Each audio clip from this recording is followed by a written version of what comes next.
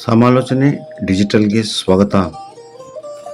ಜಿಲ್ಲಾಡಳಿತ, ಜಿಲ್ಲಾ ಪಂಚಾಯತ್ ಇಲಾಖೆ, ಹಿಂದುಳಿದ ವರ್ಗಗಳ ಕಲ್ಯಾಣ ಇಲಾಖೆ, ಕನ್ನಡ ಮತ್ತು ಸಂಸ್ಕೃತಿ ಇಲಾಖೆ, ಬೆಂಗಳೂರು ದಕ್ಷಿಣ ಜಿಲ್ಲೆ ಮತ್ತು ಬೆಂಗಳೂರು ದಕ್ಷಿಣ ಜಿಲ್ಲಾ ಹಿಂದುಳಿದ ಜಾತಿಗಳ ಮಹಾ ಒಕ್ಕೂಟದ ಸಹಯೋಗದೊಂದಿಗೆ ದಿವಂಗತ ದೇವರಾಜು ಅರಸೂರವರ 110ನೇ ವರ್ಷದ ಜನ್ಮ ದಿನಾಚರಣೆಯನ್ನು ಅದ್ಧೂರಿಯಾಗಿ ಆಚರಣೆ ಮಾಡಲಾಯಿತು. ಇದೇ ಸಂದರ್ಭದಲ್ಲಿ ಕನ್ನಡ ಪರ ಸಂಘಟನೆಗಳ ಪ್ರಮುಖರಾದ ಕರುನಾಡು ಸೇನೆ ರಾಜ್ಯ ಉಪಾಧ್ಯಕ್ಷ ಎಂ. ಜಗದೀಶ್ ಐಜೂರು, ಕರ್ನಾಟಕ ರಕ್ಷಣಾ ವೇದಿಕೆ ಪ್ರವೀಣ್ ಶೆಟ್ಟಿ ಬಣದ ಜಿಲ್ಲಾಧ್ಯಕ್ಷ ಎಂ.ಎನ್.ಆರ್. ರಾಜು, ಕರ್ನಾಟಕ ರಕ್ಷಣಾ ವೇದಿಕೆ ಸ್ವಾಭಿಮಾನಿ ಬಣದ ರಾಜ್ಯ ಉಸ್ತುವಾರಿ ಅಧ್ಯಕ್ಷ ಶಿವು, ನವನಿರ್ಮಾಣ ವೇದಿಕೆ ರಾಜ್ಯಾಧ್ಯಕ್ಷ ವಿ. ನರಸಿಂಹಮೂರ್ತಿ, ಅಂಬೇಡ್ಕರ್ ಸೇನೆ ಜಿಲ್ಲಾಧ್ಯಕ್ಷ ಕಿರಣ್ ಸಾಗರ್, ಕರುನಾಡು ಸೇನೆಯ ಜಿಲ್ಲಾಧ್ಯಕ್ಷ ಜಯಕುಮಾರ್, ತಾಲೂಕು ಅಧ್ಯಕ್ಷ ವಿ. ಗಂಗಾಧರ್, ಮಹಿಳಾ ಘಟಕದ ಅಧ್ಯಕ್ಷೆ ಭಾಗ್ಯಸುಧಾ ಸೇರಿದಂತೆ ಇನ್ನು ಮುಂತಾದವರು ಮೆರವಣಿಗೆಯಲ್ಲಿ ಭಾಗವಹಿಸಿದ್ದರು. ಹಾಗೂ ಅಖಿಲ ಭಾರತ ಕುಂಬಾರರ ಮಹಾಸಭಾದ ಅಧ್ಯಕ್ಷ ಶಿವಕುಮಾರ ಚೌಡಶೆಟ್ಟಿ, ಬೆಂಗಳೂರು ದಕ್ಷಿಣ ಜಿಲ್ಲಾ ಹಿಂದುಳಿದ ಜಾತಿಗಳ ಮಹಾ ಒಕ್ಕೂಟದ ಜಿಲ್ಲಾಧ್ಯಕ್ಷ ರೈಡ್ ನಾಗರಾಜು, ಜಿಲ್ಲಾ ಪ್ರಧಾನ ಕಾರ್ಯದರ್ಶಿ ಟಿ.ವಿ. ನಾರಾಯಣ್, ಮಹಿಳಾ ಘಟಕದ ಜಿಲ್ಲಾಧ್ಯಕ್ಷ ಶ್ರೀಮತಿ ಶಶಿಕಲಾ ಶಿವಕುಮಾರ್ ಚೌಡಶೆಟ್ಟಿ, ಯುವ ಘಟಕದ ಜಿಲ್ಲಾಧ್ಯಕ್ಷ ಜನಾರ್ದನ್ ಸೇರಿದಂತೆ ಇನ್ನು ಮುಂತಾದವರು ಮೆರವಣಿಗೆಯಲ್ಲಿ ಭಾಗವಹಿಸಿದ್ದರು.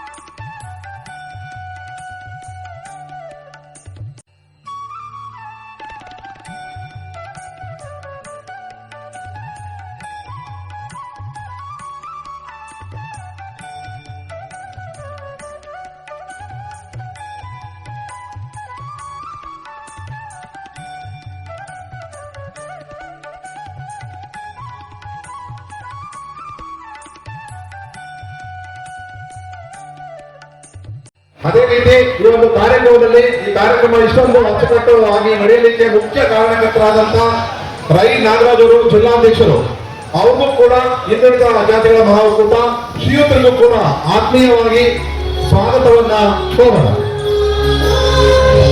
ಪ್ರೀತಿಯ ಬಂಧುಗಳೇ, 1941ರಲ್ಲಿ ಮೈಸೂರಿನ ಪ್ರಜಾಪ್ರತಿನಿಧಿ ಸಭೆಗೆ ಆಯ್ಕೆಯಾಗುವ ಮೂಲಕ ತಮ್ಮ ರಾಜಕಾರಣವನ್ನು ಆರಂಭಿಸಿದಂತಹ ನಾಡಿನ ಧೀಮಂತ ಮುಖ್ಯಮಂತ್ರಿಗಳು ಈ ನಾಡು ಎಂದು ಮರೆಯಲಾಗದ ಮಹಾನ್ ಚೇತನ ಹಿಂದುಳಿದ ಹಾಗೂ ದಲಿತ ರಾಜಕೀಯ ಸಂಘಟನೆಗೆ ತನ್ನದೇ ಆದ ಹೊಸ ಹುರುಪನ್ನು ಕೊಟ್ಟು ಭೂ ಸುಧಾರಣೆ ಏರಿದಾರ ಪರವಾಗಿ ಭೂ ಸುಧಾರಣೆ ಮಾಡಿಕೊಟ್ಟಂತಹ ಪುಣ್ಯಾತ್ಮರು ಜನತಾ ನ್ಯಾಯಾಲಯವನ್ನು ತೆರೆದು ನ್ಯಾಯಾಲಯವನ್ನು ಜನಗಳ ಬಳಿಗೆ ತೆಗೆದುಕೊಳ್ಳುವಂತಹ ವಿಶೇಷವಾದ ಚೈತನ್ಯ ಜೊತೆಗೂಡಿ ಈ ನಾಗರಾಜ್ ನಾರಾಯಣ್ ಮತ್ತು ಅವರ ತಂಡ ಡಿ.ಕೆ. ಶಿವಕುಮಾರ್ ಅವರ ಬೆಂಬಲದಿಂದ ಯಶಸ್ವಿಯಾಗಿ ರಾಜ್ಯ ಮಟ್ಟದ ಒಂದು ಸಭೆ ಆಗಿದೆ ಅಂತ ಹೇಳೋದಕ್ಕೆ ಬಹಳ ಸಂತೋಷವಾಗುತ್ತೆ. ಸ್ವಾಮಿ, ನನಗೆ ಬಹಳ ಸಂತೋಷ. ನಮ್ಮ ಈ ಜಿಲ್ಲೆಯ ಎಲ್ಲ ಹಿಂದುಳಿದವರು ಸೇರಿ ಈ ಒಂದು ಐತಿಹಾಸಿಕ ಸಮಾವೇಶವನ್ನ ಮಾಡಿದ್ದೀರಿ. ನಾನು 11 ಗಂಟೆಗೆ ಬರಬೇಕಾಗಿತ್ತು. ನನಗೆ ಮುಖ್ಯಮಂತ್ರಿಗಳಿಗೆ ವರಿಷ್ಠರು ಬೆಂಗಳೂರು ನಗರಕ್ಕೆ ಸಂಬಂಧಪಟ್ಟಂತೆ ಒಂದು ದೊಡ್ಡ ವಿಶೇಷವಾದಂತಹ ಸಭೆಯನ್ನ ಕರೆದಿದ್ರು. ನಾನು ನಮ್ಮೆಲ್ಲ ಮಂತ್ರಿಗಳು ಎಲ್ಲ ಸೇರಿ ಆ ಸಭೆಯಲ್ಲಿ ಪಾಲ್ಗೊಂಡು ನಾನು ಬರಬೇಕಾದ್ರೆ ತಡವಾಯಿತು. ದಯವಿಟ್ಟು ತಾವೆಲ್ಲ ಕ್ಷಮಿಸಬೇಕು. ದೇವರಾಜ ಅರಸರು ಕಾರ್ಯಕ್ರಮ ಬಡವರ ಬದುಕಿನಲ್ಲಿ ಬದಲಾವಣೆಯನ್ನು ಮಾಡುವಂತ ಒಂದು ಕಾರ್ಯಕ್ರಮ. ನಾವು ಭೂ ಸುಧಾರಣೆ ಬಗ್ಗೆ ಮಾತಾಡ್ತಾ ಇದ್ದೇವೆ. ಇಂದಿರಾ ಗಾಂಧಿಯವರ ಬ್ಯಾಂಕಿನ ರಾಷ್ಟ್ರೀಕರಣದ ಬಗ್ಗೆ ಮಾತಾಡ್ತಾ ಇದ್ದೇವೆ. ಹುಡುಗರಿಗೆ ಭೂಮಿಯನ್ನು ಕೊಟ್ಟಂತ ಒಬ್ಬ ಧೀಮಂತ ನಾಯಕ. ಇವತ್ತು ಓಲ್ಡ್ ಏಜ್ ಪೆನ್ಷನ್ ಇದೆಯಲ್ಲ, ಓಲ್ಡ್ ಏಜ್ ಪೆನ್ಷನ್ ಅನ್ನ ಇಂದಿರಾ ಗಾಂಧಿಯವರ ಕಾಲದಲ್ಲಿ ಕೊಟ್ಟು ದೇವರಾಜ ಅರಸರ ಕಾಲದಲ್ಲಿ ಅದನ್ನ ಜನರಿಗೆ ತಲುಪುವಂತ ವ್ಯವಸ್ಥೆಯನ್ನ ಕಾಂಗ್ರೆಸ್ ಸರ್ಕಾರ ಮಾಡಿತು. ವಿಡೋ ಪೆನ್ಷನ್ ಕೊಟ್ಟು, ಸೈಟ್ ಕೊಟ್ಟು, ಬಡವರಿಗೆ ಮನೆಗಳು ಕೊಡುವಂತ ಕಾರ್ಯಕ್ರಮ ಕೊಟ್ಟು, ಇವೆಲ್ಲ ಕಾಂಗ್ರೆಸ್ ಸರ್ಕಾರದ ಕಾರ್ಯಕ್ರಮಗಳು. ಇವತ್ತು ಉಳುವಿಗೆ ಭೂಮಿ ಬಗ್ಗೆ ನಾವು ಮಾತಾಡ್ತೇವೆ. ಅದಾದ್ಮೇಲೆ ದೇವರಾಜ ಕಾಲದಲ್ಲಿ ಲ್ಯಾಂಡ್ ಉಳುವಿಗೆ ಭೂಮಿ ಜೊತೆಗೆ ಬಗರ್ಕುಂ ಸಾಗಾಣಿಕೆಯನ್ನು ನಾವು ತೆಗೆದುಕೊಂಡು ಬಂದು ವೀರೇಂದ್ರ ಪಾಟೀಲ್ ಕಾಲದಲ್ಲಿ, ಬಂಗಾರಪ್ಪನ ಕಾಲದಲ್ಲಿ 53 ಫಾರಂ 58 ಫಾರಂ ಎಲ್ಲ ಅರ್ಜಿ ಹಾಕುಡಿ ಅಂತ ಹೇಳಿದ್ರು. ಈ ಕ್ಷೇತ್ರದಲ್ಲಿ ಸಿಎಂ ಲಿಂಗಪ್ಪನವರು ಸುಮಾರು ಜನಕ್ಕೆ ಬಡವರಿಗೆ ಜಮೀನನ್ನು ಕೊಡುವಂತ ಕೆಲಸವನ್ನು ಮಾಡಿದ್ರು. ನಾನು ಕೂಡ ನನ್ನ ವಿಧಾನಸಭಾ ಕ್ಷೇತ್ರದಲ್ಲಿ ಆಗ ಒಂದು 8,000 ಜನಕ್ಕೆ ಬಡವರಿಗೆ ಸೈಟ್ ಜಮೀನನ್ನು ಕೊಡುವಂತ ಕೆಲಸವನ್ನು ನಾನು ಮಾಡಿದೆ. ಅದಾದ್ಮೇಲೆ ಬೇರೆಯವ್ರಿಗೆ ನೇಮಕ ಮಾಡಿದ್ದೇನೆ. ಈಗ ಅದು ಹೆಚ್ಚು ಕಮ್ಮಿ ಆಗಬಾರ್ದು, ಬೆಲೆ ಜಾಸ್ತಿ ಆಗಿದೆ ಅಂತೇಳಿ ಡಿ.ಕೆ. ಸುರೇಶ್ ಅವರಿಗೆ ಆ ಜವಾಬ್ದಾರಿಯನ್ನು ವಹಿಸಿದ್ದೇನೆ ನನ್ನ ಕ್ಷೇತ್ರದಲ್ಲಿ. ನಾನು ರಾಮನಗರದವ್ರು ಕೇಳ್ತೀನಿ, ನಾನು 25 ವರ್ಷದ ನಂತರ ನಮ್ಮ ಶಾಸಕರನ್ನು ನೀವು ಆಯ್ಕೆ ಮಾಡಿದ್ದೀರಿ. ಗೌರವಾನ್ವಿತ ಕುಮಾರಸ್ವಾಮಿ ಅವರಿದ್ರು, ಅನಿತಾ ಕುಮಾರಸ್ವಾಮಿ ಅವರು ಇದ್ರು. ಬಹಳ ಸಂತೋಷ. ಜನ ಓಟ್ ಕೊಟ್ಟಿದ್ದೇನೆ, ನಾನು ತಪ್ಪು ಅಂತ ನಾನು ಹೇಳುದಿಲ್ಲ. ಅದಾದ್ಮೇಲೆ ಅವ್ರಿಗೆ ಅಧಿಕಾರವನ್ನು ಕೊಟ್ಟ ಮೇಲೆ ನಾನು ಕೇಳ್ತೀನಿ, ಇಲ್ಲೇನಾದ್ರು ಯಾರಿಗಾರು ಬಡವರಿಗೆ ಸರ್ಕಾರ ಕೊಟ್ಟಂತ ಕಾರ್ಯಕ್ರಮ, ಕಾಂಗ್ರೆಸ್ ಸರ್ಕಾರ ಕೊಟ್ಟಂತ ಕಾರ್ಯಕ್ರಮ, ಯಾರು ಒಬ್ಬರಿಗೆ ಬಗರ್ಕುಂ ಸಾಗಾಣಿಕೆಯನ್ನ ಜಮೀನನ್ನ ಮಂಜೂರು ಮಾಡಿಕೊಟ್ಟಂತ ಯಾವ್ದಾದ್ರು ದಾಖಲೆ ಇದೆ ದಯವಿಟ್ಟು ಕೈ ಎತ್ತಿ. ನನಗೆ ಜಮೀನು ಕೊಟ್ಟಿದ್ದಾರೆ, ಕುಮಾರಸ್ವಾಮಿ ಅವರು ಬಂದು ಮೀಟಿಂಗ್ ಮಾಡಿದ್ರು, ಅನಿತಾ ಕುಮಾರಸ್ವಾಮಿ ಅವರು ಬಂದು ಮೀಟಿಂಗ್ ಮಾಡಿದ್ರು ಅಂತ ಯಾರಾದ್ರೂ ಇದ್ರೆ ನಾವು ಮಾತಾಡಿ. ಇವತ್ತು ಇದ್ದಂತ ಅಧಿಕಾರವನ್ನ ನಾನು ಅದನ್ನ ದೂಷಣೆ ಮಾಡ್ತಾ ಇಲ್ಲ. ಅವ್ರಿಗೆ ಜನ ವಿಶ್ರಾಂತಿ ಕೊಟ್ಟಿದ್ರೆ ಅದನ್ನ ಚರ್ಚೆ ಮಾಡ್ತಾ ಇಲ್ಲ. ನಾನು ಅಂದ್ರೆ ದೇವರು ವರನೂ ಕೊಡುದಿಲ್ಲ, ಶಾಪನೂ ಕೊಡುದಿಲ್ಲ. ಅವಕಾಶ ಮಾತ್ರ ಕೊಡ್ತಾರೆ. ಕೊಟ್ಟಂತ ಅವಕಾಶದಲ್ಲಿ ನೀವು ಯಾವ ರೀತಿ ಉಪಯೋಗಿಸ್ಕೊಂಡ್ರೆ ಅನ್ನೋದು ಬಹಳ ಮುಖ್ಯ. ಕೊಟ್ಟು ಹೋಗೋದು ಇಲ್ಲ ಬಿಟ್ಟು ಹೋಗುವಂಥದ್ದು, ತೆಗೆದುಕೊಂಡು ಹೋಗೋದು ಏನೂ ಇಲ್ಲ. ಜನ ಕೊಟ್ಟಂತ ಅಧಿಕಾರವನ್ನ ಈ ಬಡ ಜನತೆಯ ಅಭಿವೃದ್ಧಿಗೋಸ್ಕರ ನಾವು ಮಾಡಲಿಲ್ಲ ಅಂತಂದ್ರೆ, ಇವತ್ತು ಬಹಳ ಜನ ಕನಕಪುರದಿಂದ ಬಂದಿದ್ದೀರಿ, ಯಶವಂತರಾಯರು ಬಂದಿದ್ರು, ವೀರಾದಿ ವೀರ ಏನು ಗಂಡು ಯಾರು ಬೆಳೆಸಿದ್ದೀರೇನೋ ಅಂತ ಇದಕ್ಕೆ ಪ್ರಶ್ನೆ ಮಾಡುದು. ಅವ್ರ ಕೈಲೂ ಒಬ್ರಿಗೂ ಒಂದು ಸೈಟ್ ಅನ್ನ ಕೊಡಕ್ ಆಗ್ಲಿಲ್ಲ. ಒಬ್ರಿಗೆ ಬಿಜೆಪಿ ಅಧಿಕಾರದಿಂದ ಕೂಡ 3 ವರ್ಷ ಒಬ್ಬರಿಗೆ ಸಹಾಯ ಮಾಡಕ್ ಆಗ್ಲಿಲ್ಲ. ಅಲ್ಲಮ್ಮ ಪ್ರಭುಗಳು ಯಾರು ಈ ದೇಶದ ಬಸವಣ್ಣನ ಕಾಲದಲ್ಲಿ ಯಾವತ್ತನ ಕಾಲದಲ್ಲಿ ನಾಯಕತ್ವವನ್ನು ವಹಿಸಿದ್ರು, ಒಬ್ಬ ಹಿಂದುಳಿದ ವರ್ಗದ ಸಂದರ್ಭದಲ್ಲಿ ಅಲ್ಲಮ್ಮ ಪ್ರಭುಗಳು ಅವರು ಏನ್ ಹೇಳಿದ್ರು, ಕೊಟ್ಟ ಕುದುರೆಯನ್ನು ಹೇರಲು ಹರಿಯದೆ ಮತ್ತೊಂದು ಕುದುರೆಯನ್ನು ಹೇರಲು ಬಯಸುವನು ವೀರನು ಅಲ್ಲ ಶೂರನು ಅಂತ. ಅಂದ್ರೆ ಅಧಿಕಾರ ಇದ್ದಾಗ ನಿಮ್ ಕೈಲಿ ಮಾಡಕ್ ಆಗದೆ, ಅಧಿಕಾರ ಇಲ್ಲದೆ ಹೋದಾಗ ನಿಮ್ ಕೈಲಿ ಏನು ಮಾಡಕ್ ಆಗುದಿಲ್ಲ ಅನ್ನೋ ಮಾತನ್ನ ಈ ಸಂದರ್ಭದಲ್ಲಿ ಎಲ್ಲ ನನ್ನ ತಾಯಿಯರು, ಯುವಕರು, ಹಿರಿಯರು, ಅಧಿಕಾರಿಗಳು, ಮಾಧ್ಯಮದ ಮುಂದೆ ಹೇಳಲಿಕ್ಕೆ ನಾನು ಬಯಸ್ತಾ ಇದ್ದೇನೆ. ಮೊನ್ನೆ ತಾನೇ ಅವರು ನಮ್ಮ ಯೋಗೇಶ್ ಅವರು, ಇಕ್ಬಾಲ್ ಹುಸೇನ್ ಅವರು, ರಾಮಲಿಂಗಾರೆಡ್ಡಿ ಅವರು ಮುಖ್ಯಮಂತ್ರಿಗಳ ಹತ್ರ ಚರ್ಚೆ ಮಾಡಿದ್ರು. ಜಿಲ್ಲಾ ಮೀಟಿಂಗ್ ಕರೆದಿದ್ರು. ಹೇಳಿದ್ರು, ನೀವೇನ್ ಮಾಡಿ ಬಿಡಿ, ಕನಿಷ್ಠ 100 ಎಕರೆ ಆದ್ರೂ ಈ ರಾಮನಗರದಲ್ಲಿ ಸೈಟ್ ಹಚ್ಚುವಂತ ಕೆಲಸವನ್ನ ಮುಂದಿನ ಎಲೆಕ್ಷನ್ ಅಲ್ಲಿ ಮಾಡಿ ಈ ಬಡವರಿಗೆ ಸೈಟ್ ಕೊಡುವಂತ ಕೆಲಸವನ್ನ ಮಾಡಬೇಕು ಅಂತೇಳಿ ನಿರ್ದೇಶನವನ್ನು ನಾವು ಕೊಟ್ಟಿದ್ದೇವೆ. ಇವತ್ತು ನೀವು ಎಲ್ಲಿದ್ದೀರಿ? ಬೆಂಗಳೂರು ದಕ್ಷಿಣ ಜಿಲ್ಲೆಯಲ್ಲಿದ್ದೀರಿ.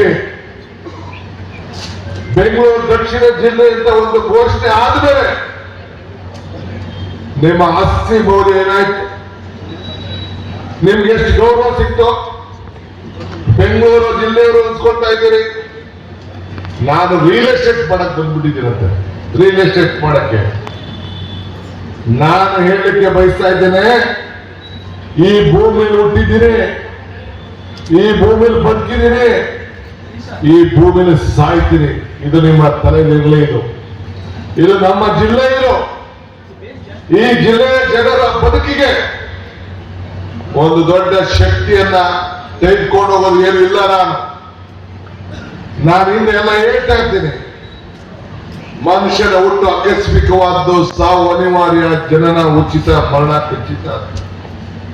ಇವತ್ತು ಯಾಕೆ ಕೆಂಗಲ್ ಮಂತ್ರಿಗಳನ್ನು ನಾವು ನೆನೆಸ್ಕೊಳ್ತಾ ಇದ್ದೇವೆ? ಈ ಜಿಲ್ಲೆಗೆ ಒಂದು ದೊಡ್ಡ ಕೊಡುಗೆಯನ್ನು ಕೊಟ್ಟು ವಿಧಾನಸೌಧ ಕಟ್ಟುದು ಅಂತೇಳಿ. ಹಾಗೆ ಇವತ್ತು ನಾವು ಇವತ್ತು ದೇವರಾಜ ಅವರು ಯಾಕೆ ನೆನೆಸ್ಕೊಳ್ತಾ ಇದ್ದೇವೆ? ಈ ಬಡವರಿಗೋಸ್ಕರ ಕಾರ್ಯಕ್ರಮಗಳನ್ನು ಕೊಟ್ಟರು ಅನ್ನೋ ದೃಷ್ಟಿಯಿಂದ ಸಾಮಾಜಿಕ ನ್ಯಾಯ, ಬಡವರಿಗೆ ಪರಿವರ್ತನೆ ಮಾಡಬೇಕು ಅಂತ ಹೇಳಿ ಕೊಟ್ಟದು ಅಂತ.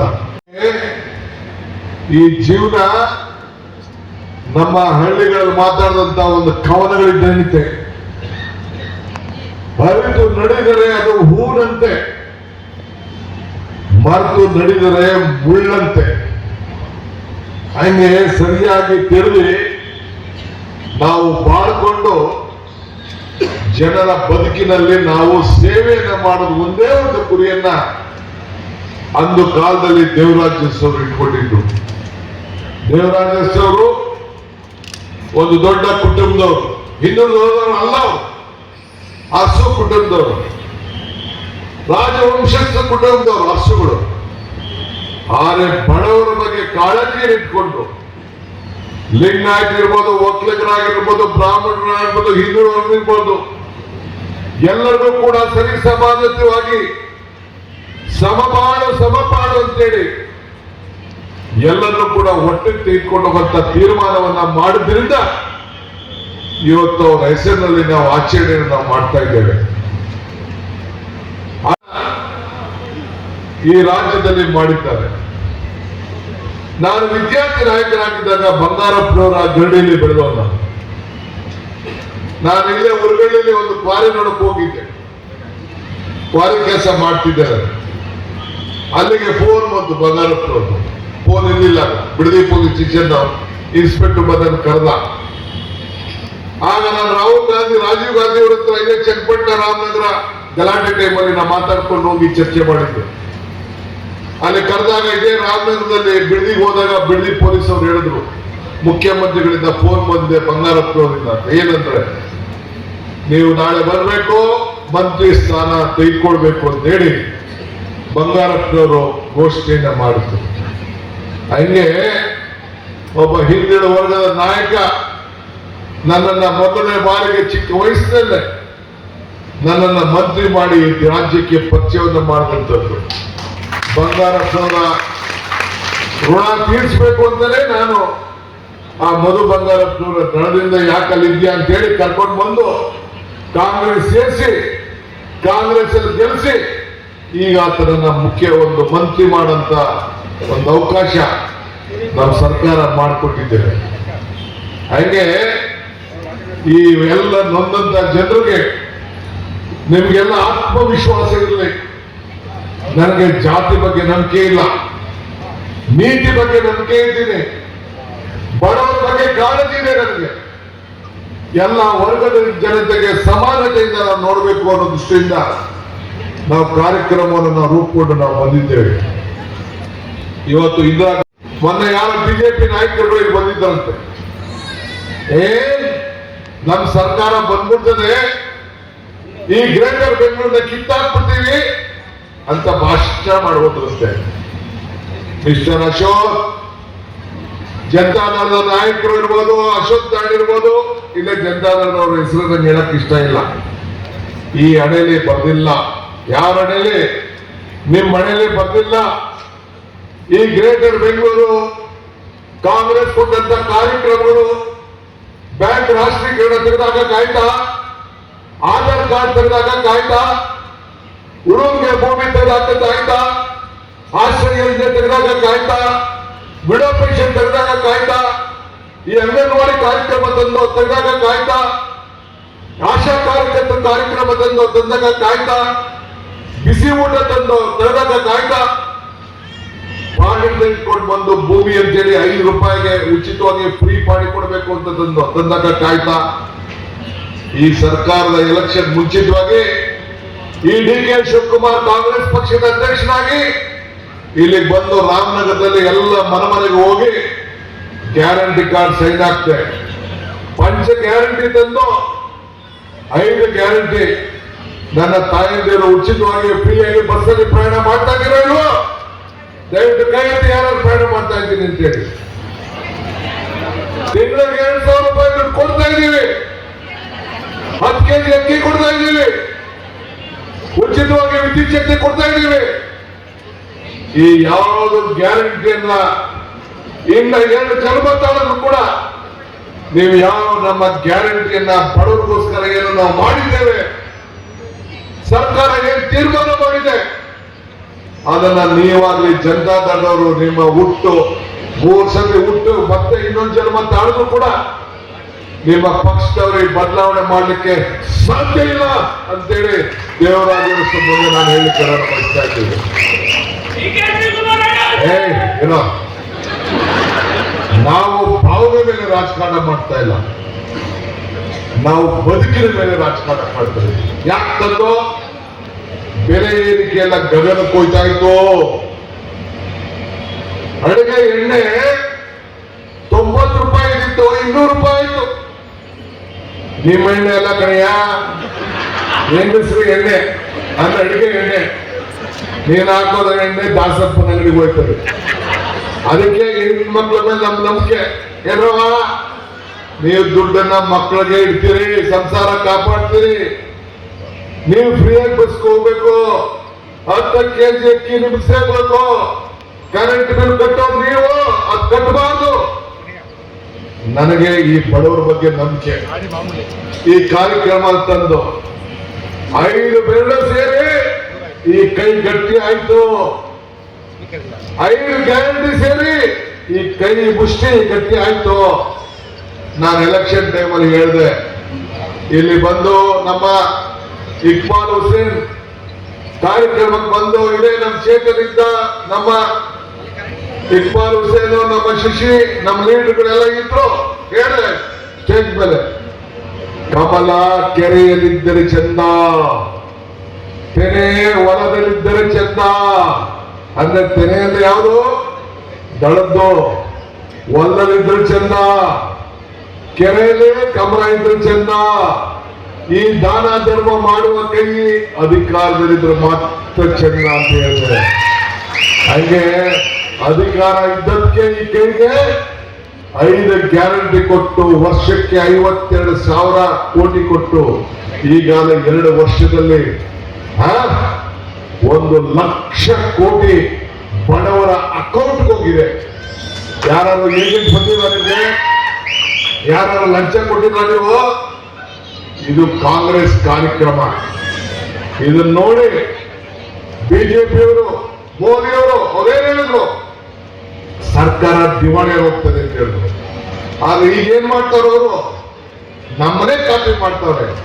ಮಹಾರಾಷ್ಟ್ರಗೆ ಹೋಗಿ, ಹರಿಯಾಣಗೆ ಹೋಗಿ, ಮಧ್ಯಪ್ರದೇಶ್ ಹೋಗಿ, ಗೋವಾಗೆ ಹೋಗಿ, ಎಲ್ಲ ರಾಜ್ಯದಲ್ಲೂ ಕರ್ನಾಟಕ DK ಶಿವಕುಮಾರ್, ಸಿದ್ದರಾಮಯ್ಯ ಏನ್ ಮಾಡಿದಂತ ಗ್ಯಾರಂಟಿನ ಕಾಪಿ ಮಾಡ್ತಾವ್ರೆ.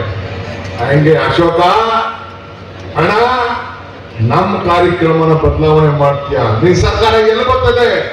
2028ಗೆ ಈ ಹತ್ತ ಕಾಂಗ್ರೆಸ್ ಸರ್ಕಾರನೇ ವಾಪಸ್ ಅಧಿಕಾರಕ್ಕೆ ಬರ್ತದೆ. ಇದನ್ನ ಮರ್ತ್ಬಿಡೋಣ ಅಶೋಕಣ್ಣ, ಎಲ್ಲ ಸಾಧ್ಯ ಇಲ್ಲ. ಏನ್ರಿ ಶಿಶಿ ನೀವು ಇದ್ರಿ, ರಾಜು ನೀವು ಇದ್ರಿ, ಇದೇ ಜಾಗದಲ್ಲಿ 5 ರೂಪಾಯಿ ಕೊಡಬೇಕು ಅಂತ ಘೋಷಣೆ ಮಾಡು. ಇವರೆಲ್ಲ ಸೇರಿ ಸುರೇಶ್ ಅವ್ರ ಗಂಟಾಕಲ್ಲ, ಎಲ್ಲ ಬಡವರಿಗೋಸ್ಕರ ಮಾಡಬೇಕು ಅಂತ. ಯಾರಿಗೂ ಹೋಗ್ತದೆ 5 ರೂಪಾಯಿ? ರೈತನ ಅಕೌಂಟ್ ಹೋಗ್ತಾರೆ. ರೇಷ್ಮೆ ಬೆಲೆಗೋಸ್ಕರ ಹೋರಾಟ ಮಾಡುದು. ಈಗೇನೋ ರೇಷ್ಮೆ ಬೆಲೆ ಸ್ವಲ್ಪ ಎಲ್ಲ ಬೆಳೆದು ಸ್ವಲ್ಪ ಒಳ್ಳೆ ಬೆಲೆ ಬರ್ತಾ ಇದೆ. ಚೈನಾದಿಂದ ಇಂಪೋರ್ಟ್ ಕಡಿಮೆ ಆಯ್ತು, ಸ್ವಲ್ಪ ಅನುಕೂಲ ಆಗ್ತಾ ಇದೆ. ಆದ್ರಿಂದ ನಾನು ನಮ್ಮ MLAಗಳಿಗೆ ಹೇಳಿದ್ದೀನಿ, ಇನ್ನು ಯಾವುದೋ ಭೂ ಸುಧಾರಣೆ ಕಾಯ್ದೆಯಲ್ಲಿ ಜಮೀನು ಮಂಜೂರು ಮಾಡ್ಕೊಳ್ಳೋದ್ರಿಂದ ಎಲ್ಲ ಆದಷ್ಟು ಜಲ್ದಿ ಅದನ್ನ ಮುಗಿಸ್ಬೇಕು ಅನ್ನೋ ದೃಷ್ಟಿಯಿಂದ ಅವ್ರಿಗೆ ಹೇಳಿದ್ದೇನೆ.